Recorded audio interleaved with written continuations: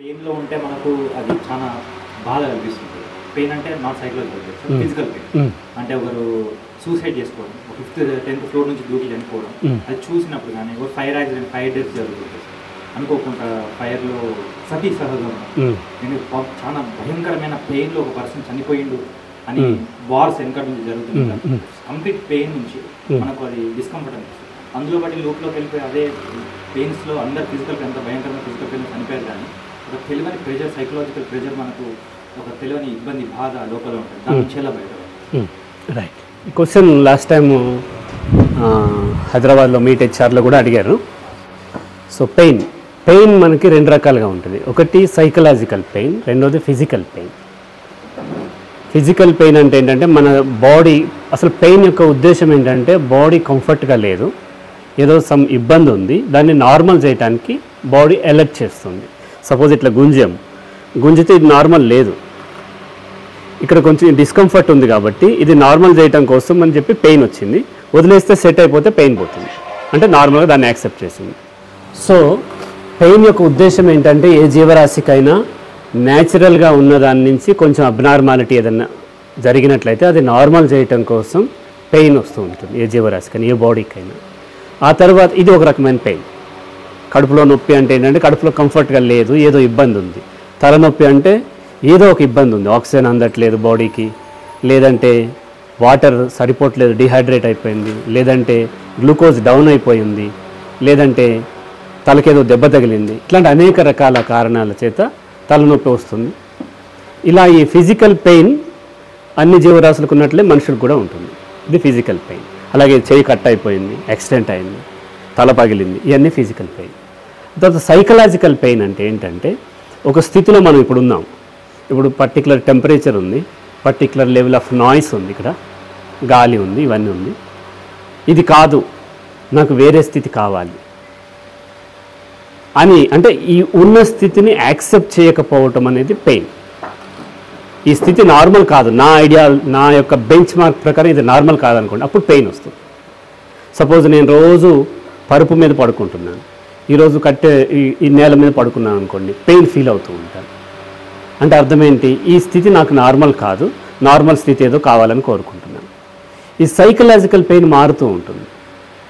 రోజు పరుపు మీద పడుకునేవాడిని ఇప్పుడు అంబానీ లాగా ఒక బాగా కంఫర్ట్స్ ఉన్నదానికి కావాలని అనిపిస్తూ ఉంటుంది. అక్కడికి వెళ్ళిన తర్వాత అది నార్మల్ అయిపోతుంది, అక్కడి నుంచి ఇంకాస్త ప్లెజర్ కావాలని, అట్లా సైకలాజికల్ పెయిన్ అనేది పెర్సెప్షన్ అంటే మారుతూ ఉంటుంది. సో ఇప్పుడు ఒక పెయిన్ వచ్చింది, నాకు చేతికి ఒక దెబ్బ తగిలి, చెంప మీద ఎవరో కొట్టినప్పుడు పెయిన్ అయింది, ఇది ఫిజికల్ పెయిన్. ఈ పెయిన్ ఉన్నప్పుడు స్థితి నాకు వద్దు, నాకు నార్మల్ కావాలి, నార్మల్ ఎప్పుడు అవుతుందా అవ్వదా, ఎంతకాలం ఈ పెయిన్ ఉంటుంది, ఇట్లా రకరకాల ఆలోచనలతోని ఈ పెయిన్ ఉన్న స్థితిని నేను రిజెక్ట్ చేయటం వల్ల సైకలాజికల్ పెయిన్ వస్తుంది.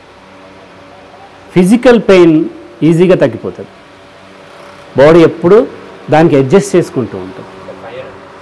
ఫైర్ అయినా సరే చెప్తాను అక్కడ కూడా చెప్తాను. సో ఫిజికల్ పెయిన్ అనేది నార్మల్ చేసుకుంటూ ఉంటుంది. ఇప్పుడు సపోజ్ మనకి ఆఫ్రికన్ కంట్రీస్లో ఉండేటువంటి టెంపరేచర్తో పోలిస్తే మనకి తక్కువ, అండ్ ఎక్స్ట్రీమ్ నార్త్ కానీ ఎక్స్ట్రీమ్ సౌత్ కానీ వెళ్తే, ఆస్ట్రేలియా కానీ అమెరికా, కెనడా ఇట్లా వెళ్తే వాళ్ళకి మన టెంపరేచర్ కంటే తక్కువ టెంపరేచర్ ఉండొచ్చు. సో షిమ్లా అట్లా వెళ్తే టెంపరేచర్ తక్కువ ఉంటుంది. సో వాళ్ళకి ఈ టెంపరేచర్ చాలా హై అనిపిస్తుంది. ఇక్కడ అలవాటైన వాళ్ళకి ఆఫ్రికాకు ఎక్కడికి వెళ్తే హై అనిపిస్తూ ఉంటుంది. అంటే ఏం చేస్తుంది, బాడీ ఎప్పుడు ఉన్నటువంటి స్థితికి అడ్జస్ట్ చేసుకునే ప్రయత్నం చేస్తుంది. జాగ్రత్తగా అర్థం చేస్తుంది. కప్పని ఒక చల్లటి నీళ్ళ దాంట్లో పెట్టేసి కింద మంట పెడితే నీళ్ళు వేడెక్కుతున్న కొద్దీ కప్ప ఆ వాటర్కి సరిపడా, టెంపరేచర్కి సరిపడా అడ్జస్ట్ చేసుకుంటూ ఉంటుంది. అట్లాగే హ్యూమన్ బాడీ కూడా అంతే. ఇప్పుడు మనం విజయవాడ వెళ్ళాం అనుకోండి, విపరీతమైన హ్యూమిడిటీ ఉంటుంది. హైదరాబాద్కి ఇక్కడికే తేడా ఉంది, ఇక్కడికి విజయవాడకి ఇంకా తేడా ఉంటుంది, ఇక ఓవెన్లో ఉన్నట్టు ఉంటుంది. సో ఒక వారం రోజుల కల్లా అక్కడ టెంపరేచర్ నార్మల్ అయిపోతుంది. ఎందుకు నార్మల్? టెంపరేచర్ నార్మల్ కాలేదు, మన బాడీ దానికి నార్మల్ అయిపోయింది, హ్యాబిచ్యువేట్ అయింది దానికి.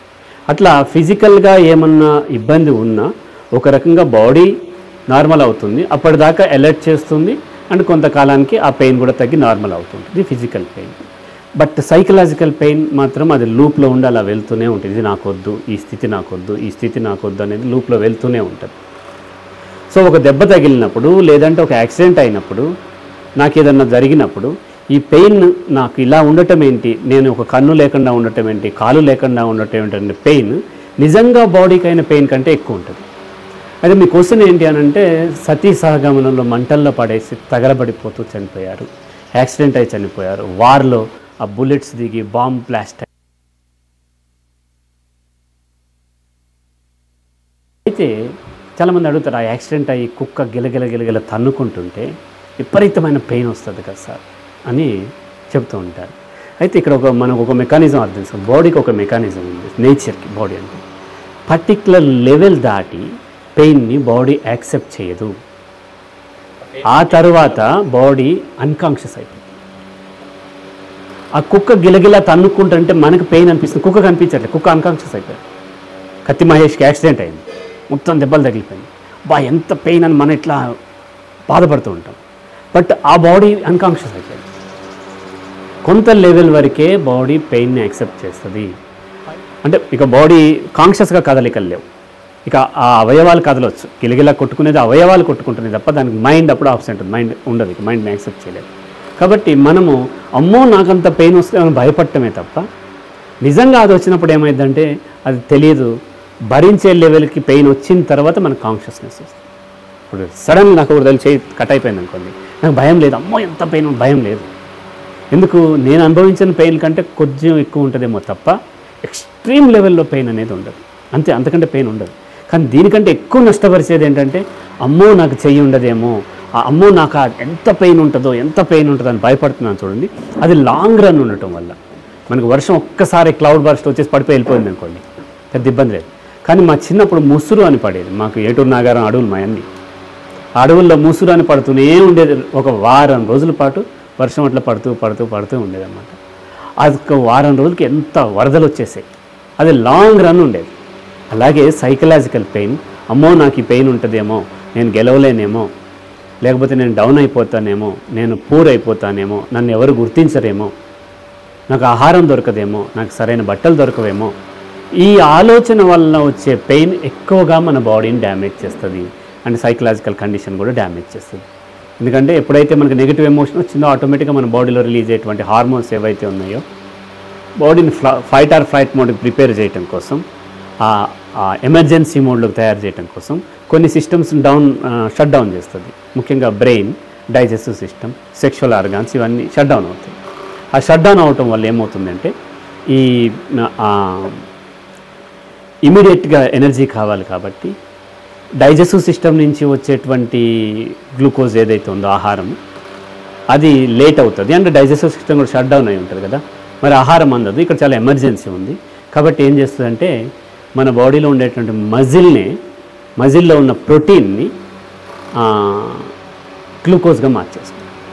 అందుకని సైకలాజికల్లీ సఫర్ అయ్యే వాళ్ళు, రండమ్మా కూర్చోండి, కొంచెం వాళ్ళకి చైర్స్ ఇవ్వండి.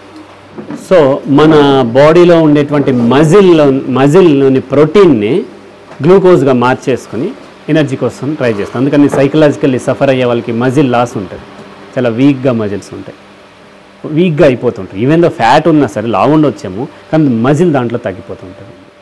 కాబట్టి ఈ నెగటివ్ ఎమోషన్ ఏదైతే వస్తుందో ఆ ఎమోషన్ డ్యామేజ్ చేసినంత నిజంగా ఫిజికల్గా వచ్చేటువంటి హర్ట్ ఏదైతే ఉంటుందో, మన గాయాలు అవుతాయో పెద్దగా డ్యామేజ్ కావు. సతీ సహగమనంలో కూడా అంతే, ఒక దగ్గరికి వెళ్ళిన తర్వాత ఆమె బాడీ యాక్సెప్ట్ చేయదు. అయితే అది దుర్మార్గమైనటువంటిది. నేచర్కి సతీ సహగమనం లేదు, ఏం లేదు, ఫైర్ యాక్సిడెంట్ అంతే కదా. ఫైర్ యాక్సిడెంట్ అయినంటే మనం అంటే ఆ యొక్క పని చాలా దుర్మార్గమైంది, దాన్ని వ్యతిరేకించాలి ఖచ్చితంగా.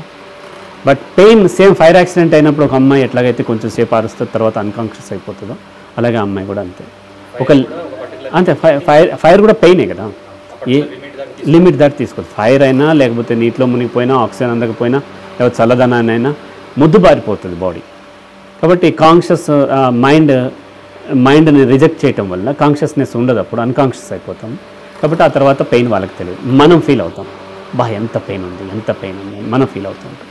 ఆ తర్వాత సేవ్ చేసిన తర్వాత హాస్పిటల్లో పెట్టి అప్పుడు కాన్షియస్నెస్ వచ్చిన తర్వాత అప్పుడు మళ్ళీ పెయిన్ బాగా తెలుస్తుంది. అది లాంగ్ రన్ ఉంటుంది. అంటే జీవం ఉన్న ఎన్ని తిననివ్వండి, ఇప్పుడు నేను ఉండగానే నా కాలు ఒక జీవి తినేస్తుంది అనుకోండి, యాక్సిడెంట్ అయినప్పుడు వచ్చిన పెయినే, ఆ తర్వాత అన్కాన్షియస్ అయిపోతుంది. అయితే ఆ కొంచెం సేపు టైమే భరించలేకపోతాము. అండ్ చూసే వాళ్ళకు కూడా కాస్త కష్టంగా అనిపిస్తుంది కొట్టుకోవటం. అందుకని ఏం చేస్తారు, ఆ యుద్ధాల్లో దొరికిపోయిన వాళ్ళని షూట్ చేసి చంపేయమంటారు. టైగర్ తినేస్తుంటే షూట్ చేసి చంపేయమంటుంటారు. అది హాలీవుడ్ సినిమాల్లో ఉంటుంది. ఎందుకంటే చనిపోతే పెయిన్ తెలియదు కదా అని చెప్పి. సో అట్లా ఫిజికల్ పెయిన్ కొద్ది మేర ఉంటుంది, డెఫినెట్లీ ఉంటుంది. ఆ లెవెల్ దాటి తట్టుకోలేనంత దారుణంగా మనం ఫీల్ అయినంత ఫిజికల్ పెయిన్ ఏ బాడీకి ఉండదు. కాబట్టి ఫిజికల్ పెయిన్కి భయపడాల్సిన పని లేదు. భయపడే కొద్దీ మనకి సైకలాజికల్ ఎక్కువ పెయిన్ అవుతూ ఉంటుంది. యాక్సెప్ట్ చేసేసాం అనుకోండి, ఓకే ఇప్పుడు ఉన్న స్థితి ఇది, నేను ఇంతే, నాకు చేయలేదు, ఈ పెయిన్ యాక్సెప్ట్ చేసాం అనుకోండి, అది తొందరగా హీల్ అయ్యే అవకాశాలు పెరుగుతాయి. రైట్ నాన్న? అన్కాన్షియస్ అయిపోతుంది. ఈ గ్యాప్ అంటే కొంచెం తక్కువ టైం ఉంటుంది. అది దాని నుంచి బయటపడటం చేసేది ఏం లేదు, యాక్సెప్ట్ చేయటం. మ్యాక్సిమం వర్షం పడుతుంది అనుకోండి, నేచర్ అది. ఆ నేచర్కి నేను ఇంత గొప్పవాడిని అంత గొప్పవాడిని, అమెరికన్ ప్రెసిడెంట్ అయినా సరే వర్షం పడుతుంటే ఆగాల్సిందే కదా. అలాగే పెయిన్ వచ్చినప్పుడు యాక్సెప్ట్ చేయటం కానీ చేసింది. యాక్సెప్ట్ చేస్తే తక్కువ పెయిన్ ఉంటుంది, రిజెక్ట్ చేస్తే ఇంకా పెయిన్ ఉంటుంది. అమ్మో నాకొద్దు ఇంత పెయినా అంత పెయినా అంటే ఇంకా పెరుగుతుంది. రైట్ నాన్న?